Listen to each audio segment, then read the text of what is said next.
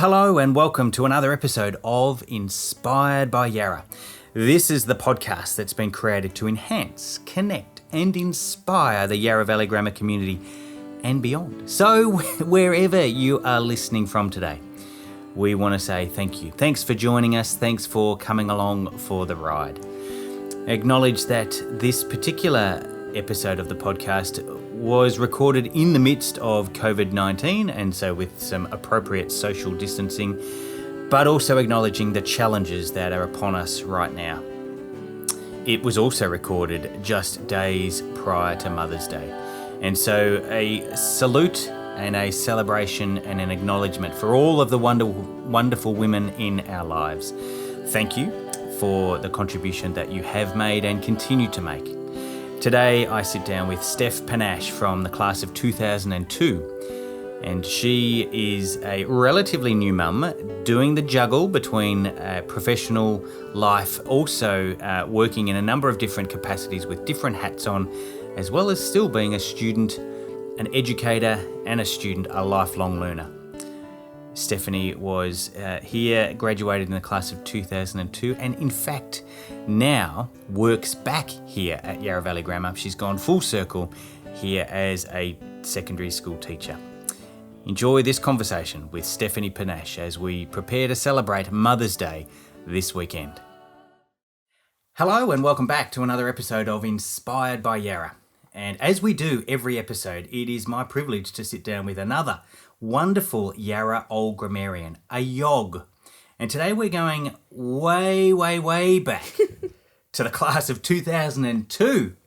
And I'm sitting here with my friend and colleague, Steph Pannach. Steph, welcome to the podcast. Thank you. Thank you kindly for having me and for the opportunity. Good to have you on board. Now, Steph, I wonder if you can cast your mind back to the first time that you came to Yarra. When you're in uniform and you're ready to go, what year were you in and what was your uniform looking like? Such great emphasis on casting back. I'm sorry about that. Let me just take a moment and see if I can think back that far. I started at Yarra when at the start of year 8, which was 1998, and the uniform was pretty much the same as it is now. I remember going to Fletcher Jones in Eastland to get my kilt fitted and wore tights and a jumper and blazer in the winter and the school dress in the summer as it is now. So it's still very familiar. Did you say that you started year 8? I did. So that's an interesting time to start, isn't it? It is. Evidently, I imagine, you started at another school and then had to break your way into some of the friendship groups that had already been established. I did. And look, I think the Yarra spirit that we talk about is probably evidenced by how easy that was. It wasn't, I certainly don't recall that being stressful or traumatic, having to, break my way into new friendship groups. I was welcomed and made friends, really easily. It was a lovely cohort. And that could be partly reflective of you and your personality and happiness and joy, but also perhaps reflects the Yarra spirit, which is a beautiful thing. Yeah, absolutely. And look, I think it is probably, I was always, I think, a relatively easygoing young person, but I think it does speak volumes about, the school and the values of the school and that those students had instilled. Back in the late 90s, early 2000s, we were still in a time where year 9 was probably the most challenging, and many teachers would cringe if they had to teach a year 9 class. I think it's changed slightly now, but back then I know year 9 was the challenging year, let's call it that. Do you remember or recall any particular challenges in your year 9 experience? Not really. I wasn't too much of a rat bag, to be honest. I definitely do recall though that particular year in our schooling as being the one that we were probably dreaded the most. But oh gosh, maybe I'm just looking back with rose-coloured glasses. I don't recall any of my own behaviour that was especially rat baggy. Okay. Look, I probably was testing parents and teachers a bit, but that's about the extent of it. Sure. Who were your crew? Like, what sort of area on the school grounds or in rooms? Where did you kind of hang? Were you out on the sports fields, that's where you loved it? Or were you in the library because that was where you felt most comfortable? Or were you on a stage? Were you sitting in the sunshine with a bunch of girls just chatting? Where would we find you if we wandered through the school? Look, I think you would probably at some point or another have found me in all of those places. I loved getting involved in the school productions. I had some really key roles. I was at one point girl on bus. I think I was probably like a tree or something at some point. But despite my lack of actual talent, I was always involved and enjoyed and always felt valued. Yeah. I love that. I was ready for the big build-up. You were going to give us the starring role in the lead in the musical, but you were the tree. Yeah, absolutely. And a very good tree, no doubt. Well, thank you. A method actor, I would have taken it very seriously. So what was it about things like the musical that, and look, let's be honest, we need the trees, but why did you want to be part of that? I think, look, I love theatre and I love music, and I'm also self-aware enough to know that I am not exceptionally talented in terms of acting and singing. But it was just, I don't know, it was largely the social aspect of it. I think a lot of my close friends were involved, and just the fun of it. I think it was...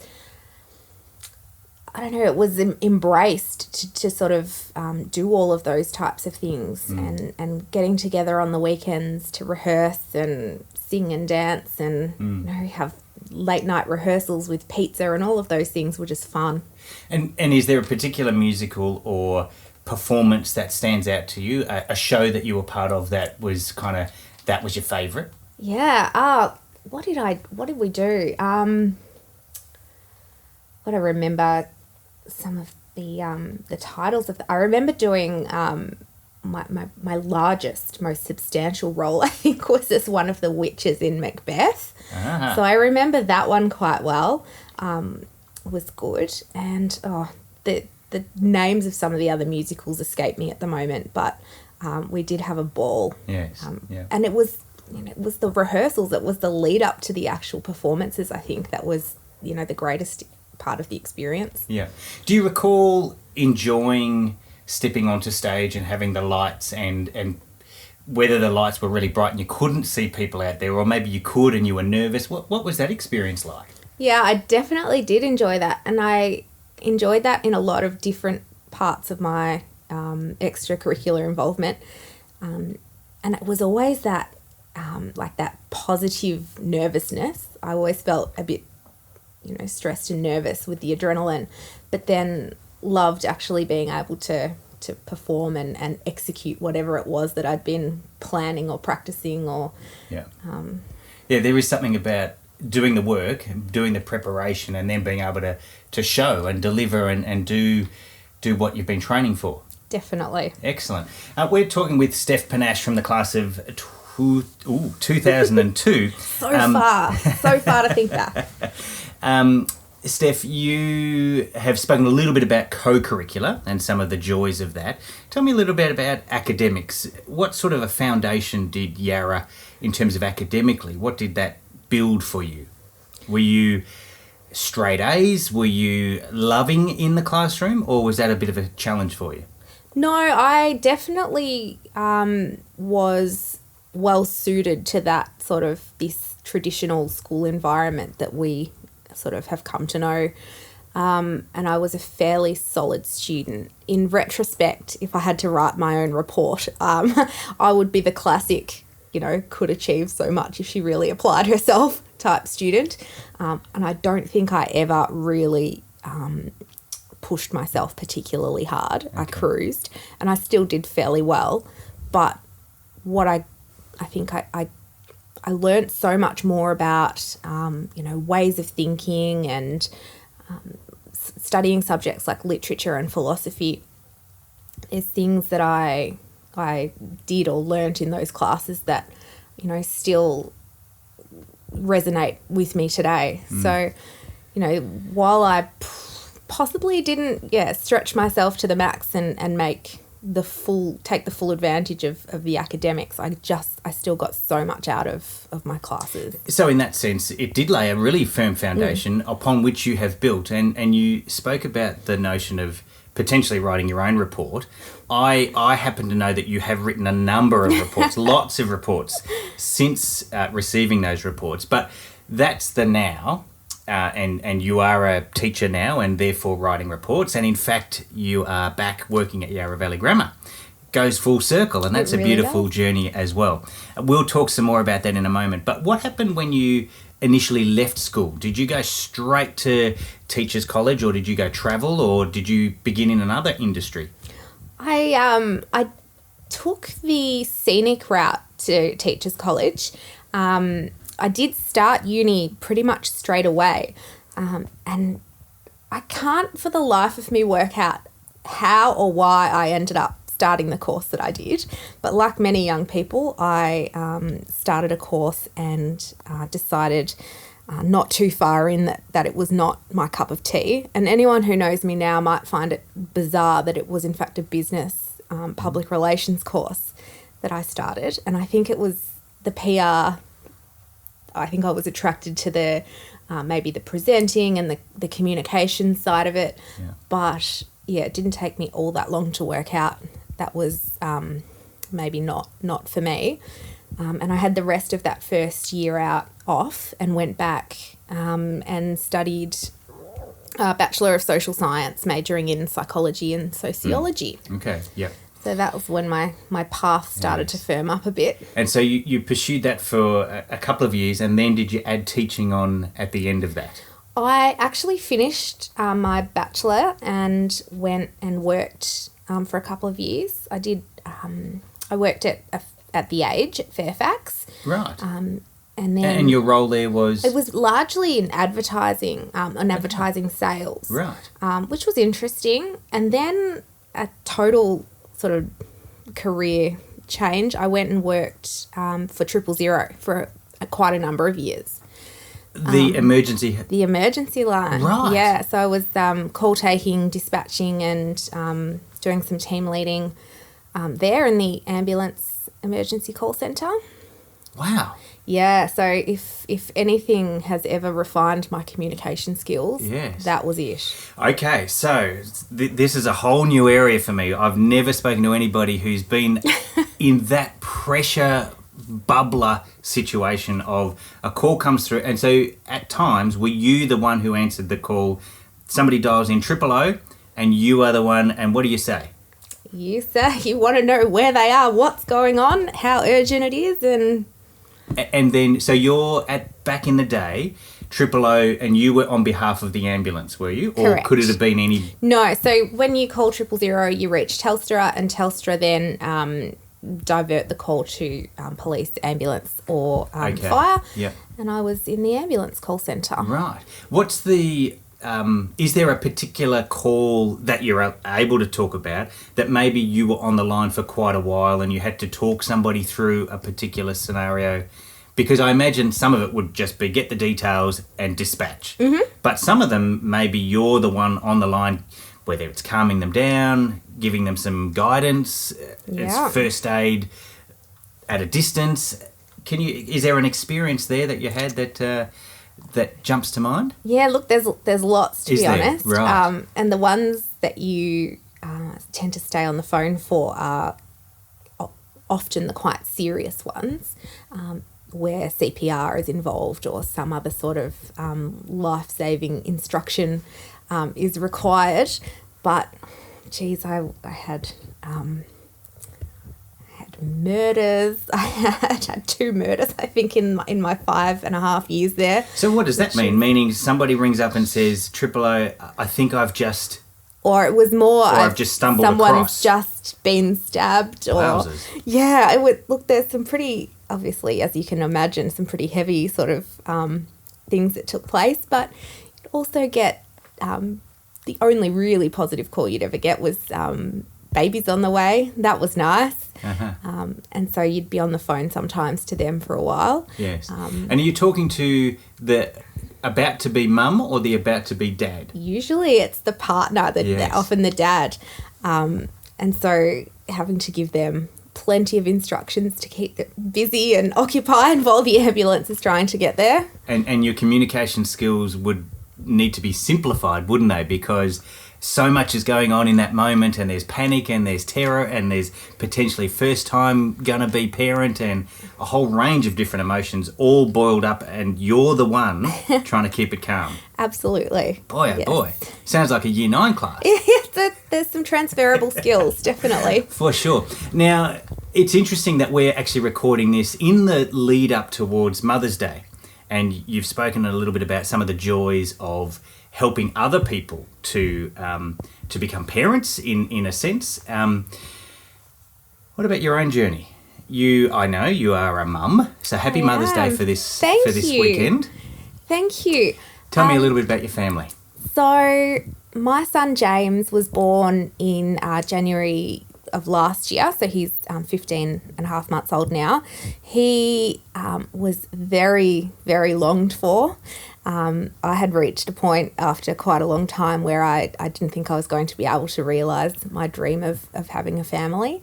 And so he felt very much like a miracle when he came, and I'm just loving it. Like any new parent, I think the first year is a bit of a chaotic haze, and there's so much learning and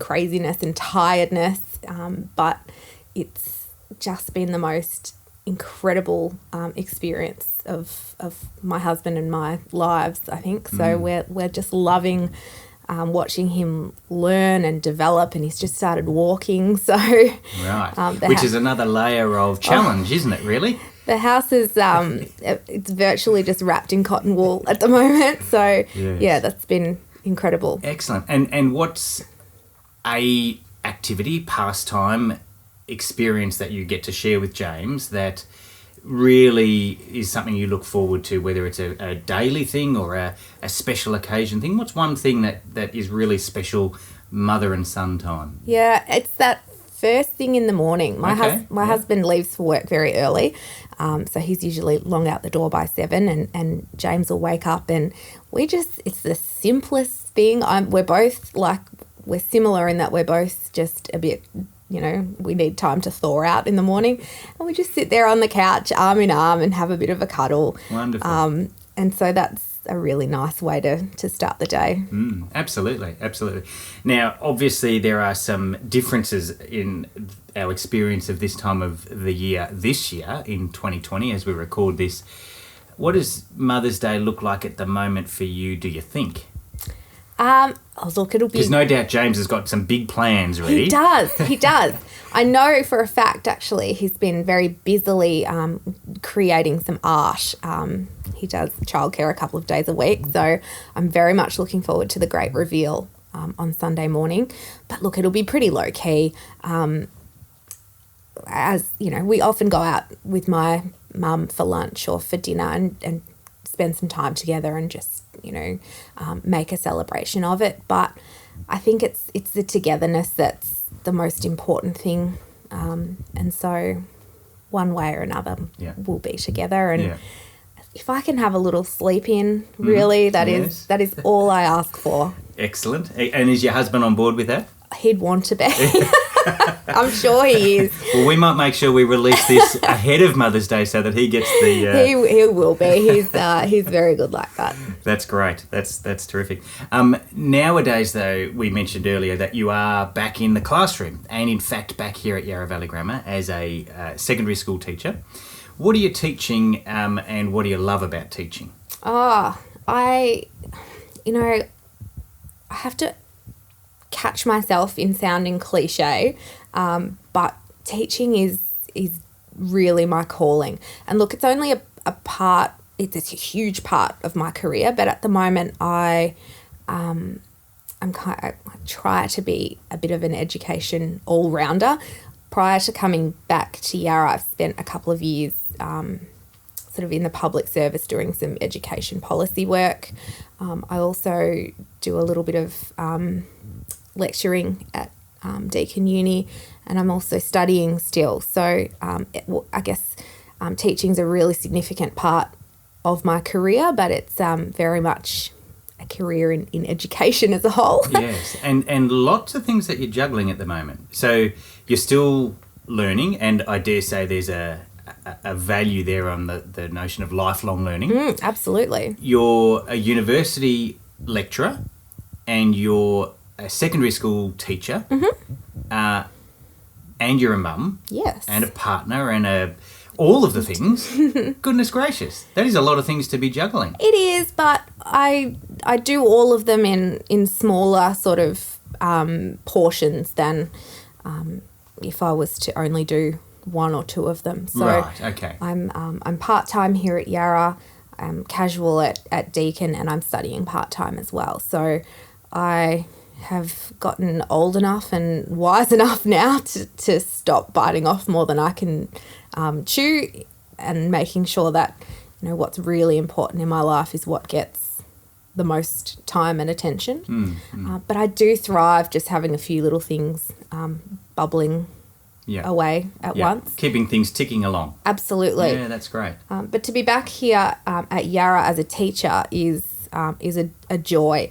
It is, this year is not exactly what I anticipated coming back from maternity leave, but I'm really glad that it's here, that I'm navigating this with my colleagues, and to have such great students and support from school leadership if you're going to have to teach through this strange time, this is the place where you want to be doing it. Yes.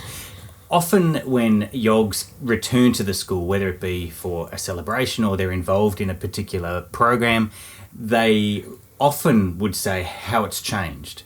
And it's certainly a school that is enjoying a period of growth and development, and they're exciting times. But I wonder if, because you've had the experience of coming through Yarra as a student and now you're working here as a teacher, are there classrooms or areas of the school that you have memories of as a student, and now you see them somewhat differently from a different angle now that you're a teacher? Can you take us into a room or a space around the school? Yeah, sure. There's a lot of, I have a lot of memories, as I'm sure many people do. I think those teenage years are where you do make a lot of lifelong memories. And obviously the school is has a big sort of starring role in those. I remember, I found it so cool coming here on teaching placement because it was the first time I'd ever seen the staff room. Having been a student here for so many years, there was this secret, elusive room up the top of those stairs. And so I just remember thinking that was funny, and looking back at it, you know, with an adult lens, thinking, you know, how odd it had been, this big secret. I remember our Year 12 social space is where the collaboratory is now. And where the Year 9s have their locker spaces is where our lockers were as well. But for Year 12? Yeah, for Year 12. Right. And so our Year 12 social space was upstairs where the collaboratory is. And I remember when we got to Year 12, we could have, you know, our own kettle and toaster and all of those things were a big privilege. And so sitting around just being in each other's company in that space in our final year of schooling was really cool. How did people go on a cleaning roster of those sort of devices? Same struggle as we have now? I would imagine it's very much the same struggle. So, you know, while some things might have changed, some things have also stayed the same. Absolutely, absolutely. I wonder if I was to offer a term to you, whether you can recognise it and tell me what you think it means, what it meant then and maybe what it means now. And that is our school motto, Levavi Oculus. Do you understand what that means? Does it resonate with you? Look, it definitely does resonate with me. And for me, maybe that it resonates more deeply on a personal and academic level as well. I look spiritually, yes, but I think in terms of, for me, lifting up my eyes and the support that Yarra gave me to do that, it meant that I could, learn beyond what I knew and beyond what I thought possible, and think about things in a different way, and lift up my eyes out of my own tiny sphere and out, into something far bigger. Yeah. And now you're living that. Absolutely. And I wonder, when you were a student here at Yarra, I know you didn't go straight into teaching, but did you think then that teaching might have been part of your long-term plan? Yes. Okay. Definitely. Right. I just wasn't quite ready. And look, a lot of young people probably can finish year 12 and leave and be and they know, and walk straight back into a classroom and flick the switch from teacher to a student, rather, to teacher really quickly. I just don't think I was one of those people. And so to get out and get some life experience, get some confidence, and some assertiveness too, I think you'd really do need that as a teacher, just to, have a control about you, not, to be controlling or dominating, but just that assertiveness, I think, that came with maturity for me. Yes, yeah. Often when we see things, when we're young, we see people or we see roles in community and we go, oh, one day I'd like to be like that. This podcast is called Inspired by Yarra, and I wonder whether, and you can use names if you want to, was there somebody in your experience as a student that you were inspired by, whether that's inspired you to lift your vision, or whether it's inspired you back to the classroom, or... So how were you inspired by Yarra? Look, I was inspired definitely by Yarra as a whole, and by the sort of the ethos and the values and the Yarra spirit, which I'm so glad actually really, we've got a label for now, because I've sort of always felt there was something that was really special to Yarra. But there was definitely individuals within Yarra that had a pretty profound impact on me. Lots of the teachers. I remember my classes, a lot of my classes really quite vividly. And it's funny, lots of teachers that I learned with as a student were still at Yarra when I returned. And so, yes. So that's another interesting twist. Absolutely. Learning to call Andrew Hocking Andrew as opposed to Mr. Hocking was an adjustment. But I had Mr. Hocking for Year 12 History Revolutions. Right. And I still, I remember that and the classroom, and I remember a lot of what I learned, which was really cool. I had Russell Manning for philosophy, and my interest in both philosophy and history has persisted. And I'm still studying philosophy particularly. English and literature, I had some brilliant teachers. My Year 8 tutor, Melinda Scash, was my English teacher, and she had a very profound influence on me. I remember her kindness, her passion for learning, and just, I guess, some of... she pushed me to think differently and to think critically. And as a 14-year-old, that was reasonably new. So what is your intent as a teacher now, as an educator? What's your goal? What inspires you now? Why are you doing what you do now? What do you hope to be able to create or develop or unpack for your students? I think, and again, at risk of sounding really cliche, I feel like I want to pay it forward a bit. I had a really positive experience, and I want to be able to contribute that to my students. And having learned a bit about the profound impact educators can have on students, I guess I'm in a really privileged position to be able to try. And I'm not suggesting that I'm going to have an earth-changing difference for every student, but just to be able to add to the experience. I think obviously academically and educationally, it's incredibly important for me to be effective and to be able to make some really complex concepts and theories in my subject accessible, but also just as a human being to forge relationships with students and make sure that they that they feel safe and happy and supported, and have an environment in which they can thrive. Yeah, that's great. That's great. And I think that as a result of that intention, there will be students who have had Miss Pannach as their teacher who would say, I was inspired by, we'll speak to them in 10 years, 20 years' time, and perhaps they are referring to some of the doorways that you open for them in terms of their thinking and their some of those concepts that you talk about. It's a wonderful thing. Your experience so far sounds like it's all gone really, really well, and that's a beautiful thing. Have there been some hard times? Have there been times where things didn't quite go according to plan? And if so, maybe there's a particular memory, whether it's school-based or not. And I just wonder if you would talk to us about how you worked through that. How did you pick yourself up and dust yourself off? Success is one thing, but another thing that's common to all of us is that things don't always work out. Are you happy to share with us an experience that didn't quite work out as you'd hoped?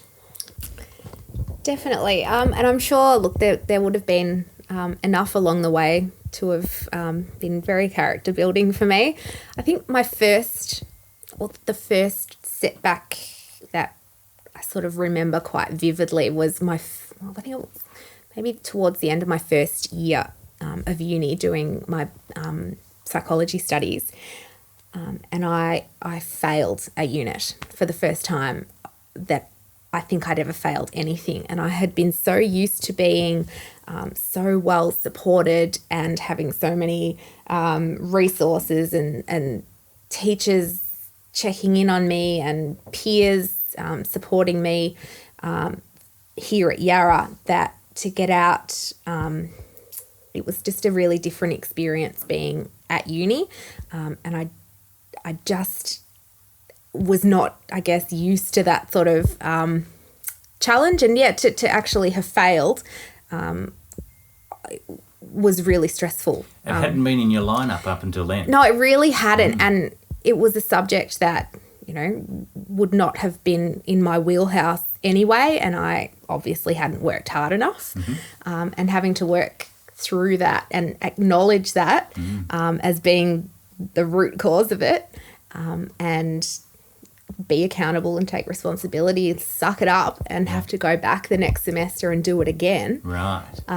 Was definitely character building. Yeah. There will be some students of yours even, certainly some students of mine, who have just not quite measured up. They haven't made the grade, so to speak. And you give them some feedback, you give them some guidance, perhaps. What advice would you say to a student? I don't know, let's pick a Year 11, a Year 10 student who doesn't get the result that they thought. What advice would you give either as a YOG, as a teacher, as a mum, as a member of our community? Yeah, and I think probably my advice across all of those hats that I wear would be the same. And any of my Year 12 students who are listening now will, can attest to this being They might have heard this, have they might have heard this. It's genuine. It's let's not do anything rash while we're emotional. You might get some news or get a result and be dissatisfied with it. That is not the time to be responding. When rational, you have to have a look at the true root cause of what went wrong. And if that means being a bit introspective and acknowledging that you didn't do the work or you didn't follow the advice or you cruised and you just thought you could get through, acknowledge it, own it. One of the greatest bits of advice, or it's a saying a former boss of mine used to say was, when something goes wrong, you own it, you fix it, and you don't do it again. Mm-hmm. And so that is something I pay forward now. Yeah, absolutely. I think we would all benefit from doing that more readily, I think, and not stewing on it for too long and just getting on with it. Absolutely. Yeah, I like that. I wonder, and that might be it, but are there quotes or affirmations or sayings that you sort of use to help you keep moving forward? Are there sort of motivational things that are written on, I don't know, on the mirror at home or pinned to a pinboard on your way as you head out of your office, or is there something to help you get up and about? Yeah, there certainly is. And that is one of them, because things aren't always going to go according to plan. So own it, fix it, don't do it again. What else? There's a quote, and forgive me, I can't remember it word for word, but it is actually meaningful to me. It's about, consistent action, even in the face of inconsistent motivation. And I, like anyone, can be, unmotivated at times, and just having it in the back of my mind that, the results, the action, the goal can be attained, but only through consistent action. Absolutely. And I think you're 100% right. The true character of a person is not what they do when they feel motivated, but it's what they can keep doing even when they're not feeling motivated. And we all have those days. There's no doubt about that. I wonder whether I might offer you a whole bunch of quick fire questions. They might be one word answers. Sure. It'll stretch your memory perhaps just a little bit. Give us a little bit more insight into Stephanie, the schoolgirl. Okay. Just cast my mind way back. Such a long time. Although we have had certainly some people who were well and truly finished school and had, begun their third job by the time you came here. So we've had certainly some long past YOGs. 2002. You'll be fresh on these. What house were you in? Arnott. We asked briefly about a music or a drama. I'm going to just say that you loved being the tree. Look, I don't know. I think Girl on Bus was actually my standout role. Yes. Was that in the program? I can't remember. But I do remember not even having a prop, but literally having my hand in the air and having to pretend to be on a moving bus. Well, see, that's true acting. That's yes. Well done. Well done.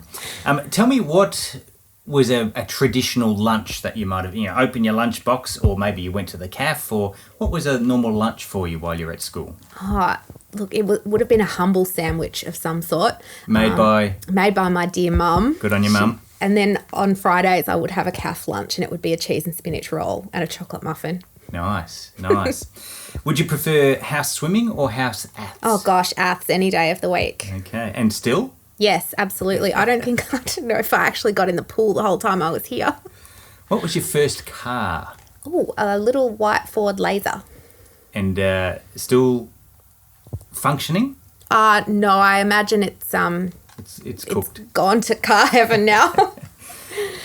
Is there a travel destination that would be on your list that you haven't been to that you would, you'd love to go to? Oh, absolutely love to go to Egypt.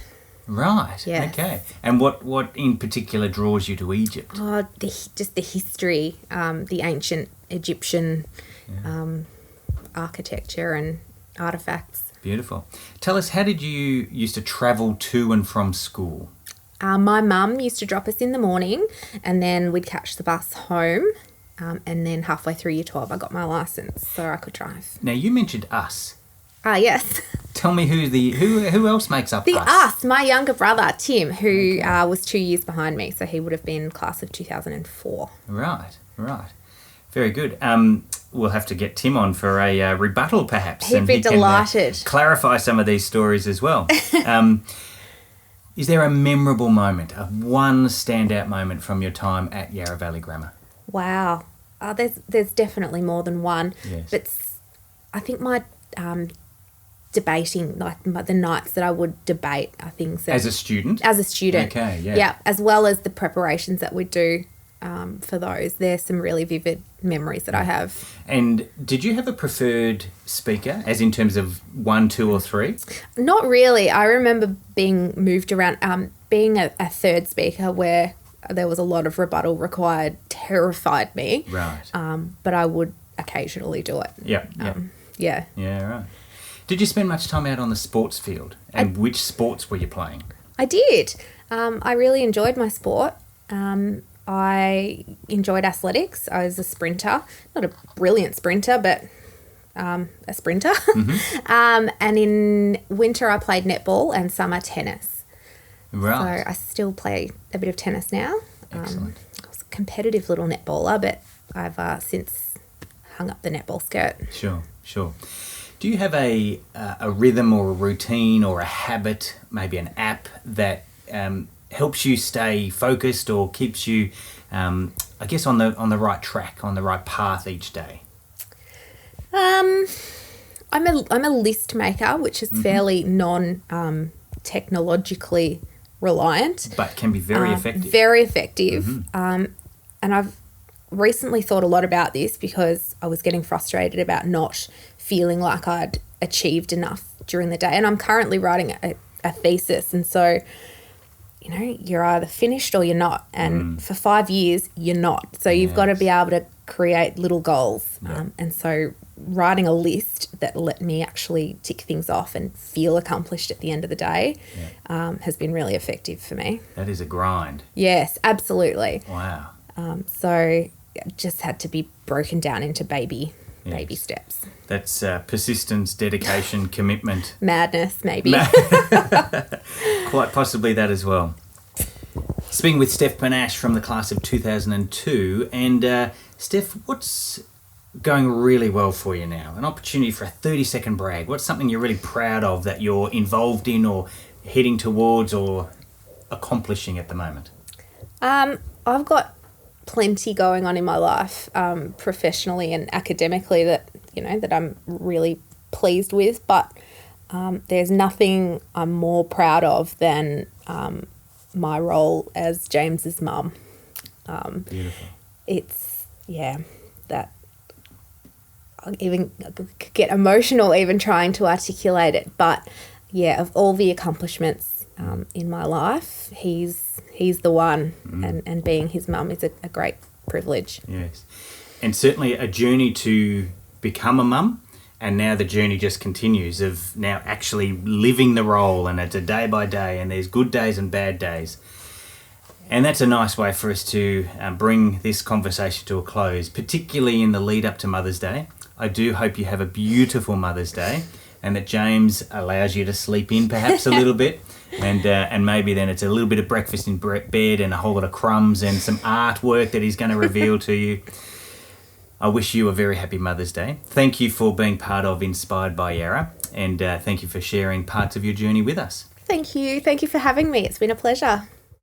What a beautiful way to conclude that conversation with Steph Pannach from the class of 2002, with her celebrating and recognising the greatest joy in her life is that of being a mum. Young James is a very lucky young man.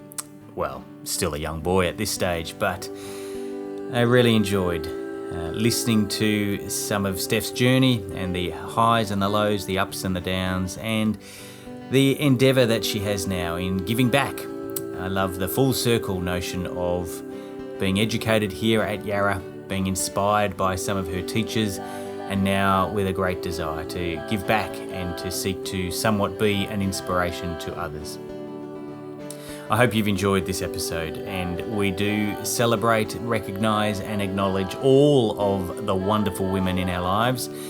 I do wish you a very happy Mother's Day in what will be obviously an unusual and somewhat different, but hopefully very memorable way to celebrate Mother's Day.